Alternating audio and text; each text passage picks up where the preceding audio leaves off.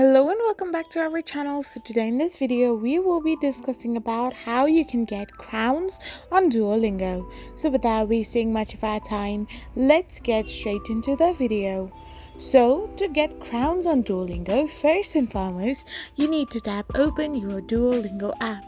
So once you open your Duolingo app, you will end up in this interface and simply see the levels that has been unlocked. So crown is a kind of reward that is given by Duolingo once you complete all kind of levels in a section. Once you complete the course and complete harder lessons, you will get a crown or two as a reward point, which can also help you unlock different kinds of levels.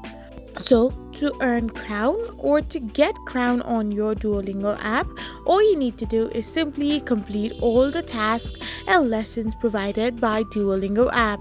I hope you found this video helpful, so don't forget to hit that subscribe button and do give us a thumbs up. We will be back again with these informative videos.